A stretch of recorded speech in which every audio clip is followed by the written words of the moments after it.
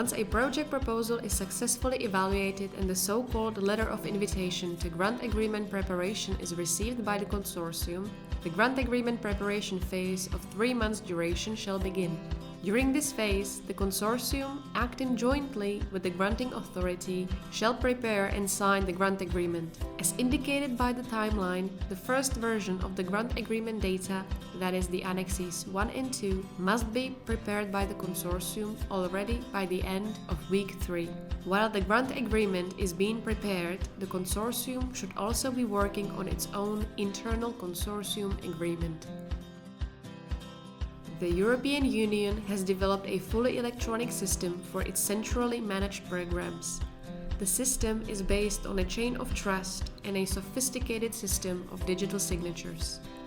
All beneficiaries and the EU should communicate electronically, making use of the Funding and Tenders Opportunities portal. In this chapter, we shall introduce the specific administrative steps to be taken in the portal before the project may begin. During grant agreement preparation, a vital role is performed by people who have been assigned the roles of a primary or coordinator contact in case of the coordinator and of a participant contact for beneficiaries. The parts of the project which can be edited online are accessible only through their respective EU logging accounts. In case they have not done so in the past, the system will prompt them to agree to the terms of service of the portal.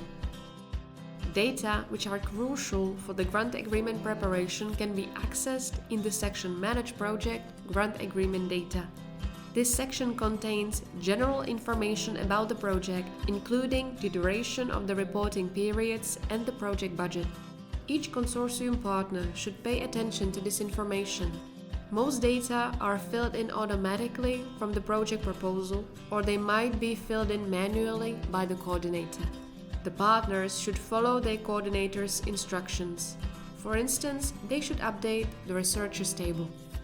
Any changes or updates to be done during this phase usually do not concern the project itself. By the end of this phase, within the portal, all of the relevant sections and subsections should be ticked green.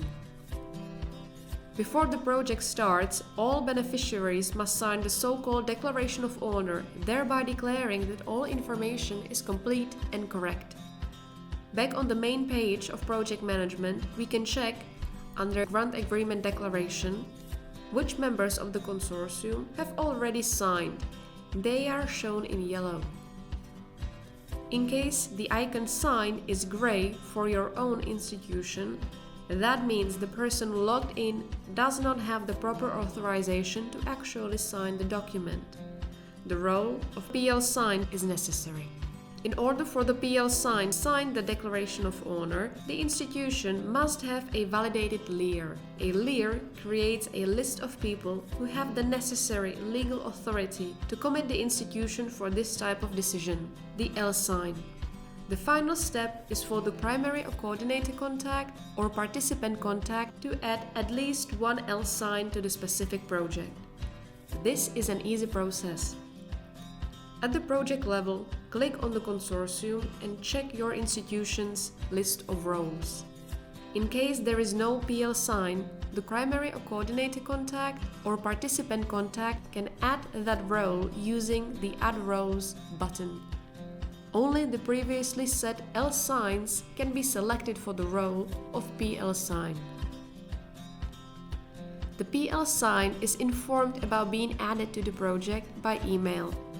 After logging into the system, the PL sign selects the respective project and clicks Manage Project.